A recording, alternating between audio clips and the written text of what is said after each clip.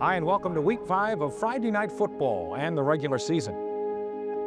In a city known for its larger-than-life culture, Ed Daniels was the epitome of that as a sportscaster. Hello and welcome to Saint Sideline. I'm Ed Daniels. Ed Daniels set the gold standard for being a sportscaster in the state of Louisiana at every level. He was dedicated and making phone calls, taking notes. The man eat, breathe sports. Throughout his career, Ed covered it all, from the New Orleans Saints and Pelicans. No, Jesse, look. It's a punch, then a blade. LSU. It was an incredible season. To Super Bowls, Final Fours, and the College World Series. And it carried those Tigers all the way to Omaha. He put us on the air, and he made people aware that junior college athletics is a viable option. I would consider him to be like a Nick Saban. All right, let's talk about one of the big stories of the night. His work ethic was unbelievable. So whether it was prep, whether it was professional, whether it was college, Ed was going to be there. But his true passion was high school sports.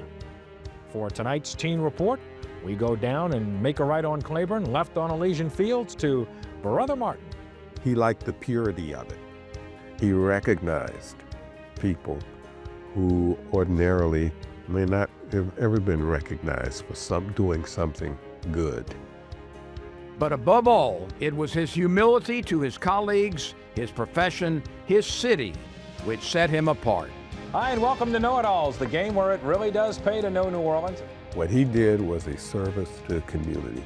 People don't think about sportscasters doing that, but he knew why what we did was important. We're gonna miss Ed's knowledge of prep sports, from the littlest stats to the biggest moments. That's what we lost. Send us home. Good night for all of us at WGNO Sports. Ladies and gentlemen, let's honor the legacy of Louisiana Sports Hall of Famer, Ed Daniels. We share this message from longtime friend and LSWA member Ken Trahan and Ed's wife, Robin Daniels. We met in high school at Archbishop Rummel, 15 years old, and we were instantly drawn to each other because we had the same interests. We understood each other probably better than anyone else, given what we were interested in and what we would eventually pursue. Later on in life, he meets this woman. I think everything's ordained. I really believe that, and I think Ed and Robin were meant to be together. I am not the person in the spotlight. I just kind of wanted to stay in the background, and it was an adjustment, getting used to being with someone who's just so big and magnanimous and so well known. But I mean, he's just got the greatest personality, and that's his sense of humor, I think, is what that drew me to him. It's eye-opening. It's humbling.